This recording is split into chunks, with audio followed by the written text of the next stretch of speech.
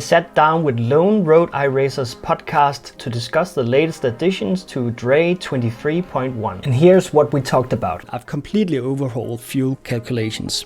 There were a lot of edge cases that weren't covered. If you had to do multiple pit stops, and DRE would not account for things like a certain amount of fuel where the engine starts spluttering.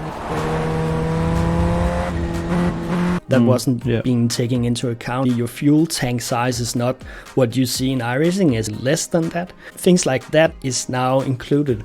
A natural thing is to compare this to iRacing's new auto-fueling. DRE takes the fuel calculations a couple of steps further, as DRE gives you a live overview of the entire remaining fuel strategy. So for example, DRE will tell you when you can pit for fuel, the fuel window. You're in the fuel window.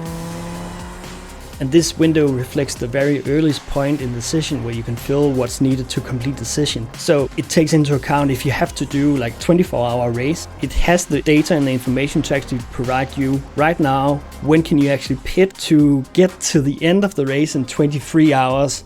And I think that's quite astonishing. It definitely supports multiple pit stops, and DRE smartly adjusts the fuel for each pit stop, so you only race with exactly what you need. DRE also includes a feature to add some fuel buffer, but I've tested a lot where I leave that fuel buffer out, so it should end every session exactly on that splutter level where the engine starts spluttering. And I've reached that so many times. Along with this core functionality for fuel strategy, I'm providing a lot of voice commands and automatic alerts to keep you in the loop, because you're still racing.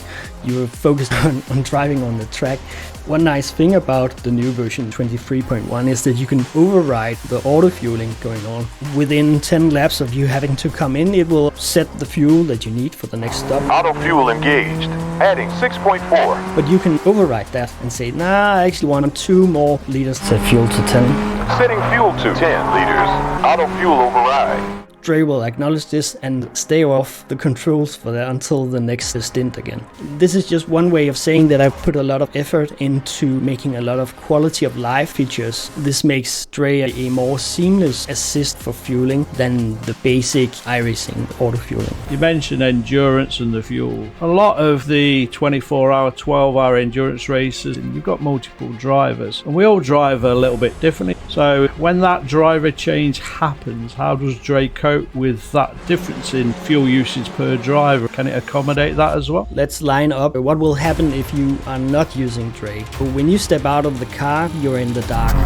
You can look at the fuel black box and see the fuel level, but you have to ask your teammate his last fuel lap. So with DRE, if all of your teammates are using DRE, you are actually automatically sharing your fuel data, your tire data. Each of the DRE instances on your teammates' computers will have all this information on the car that's actually driving. So this allows you a complete picture of what's going on, even when you are not driving. That's a big thing. Now, when another driver enters the car and does a different fuel burn, DRE quite quickly understands this and adapts the fuel usage and all those calculations. You can manually define how responsive it should be, but usually over 10 laps it will do a smooth running average. It's way more complex than just that, but that gives you an idea of it. This will account for different driving styles. Now that's how it is right now. I want to keep track of how you are doing on different tracks, different cars, because we each drive a little bit different, and that should be accounted for, especially in the longer endurance races where this will be a factor of how much fuel you need. So going forward, DRE will actually know this in advance, saying something like, okay, driver, your teammate is actually using a little bit less fuel. We take that into account when he steps in. Obviously, DRE can't know when you guys are planning to make a swap, but maybe for the future we can actually include that, so you can tell them,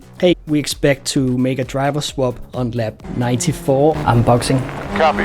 And then DRE will adjust the fuel strategy for that. These new fuel strategy features are available in DRE 23.1. You can check them out right now.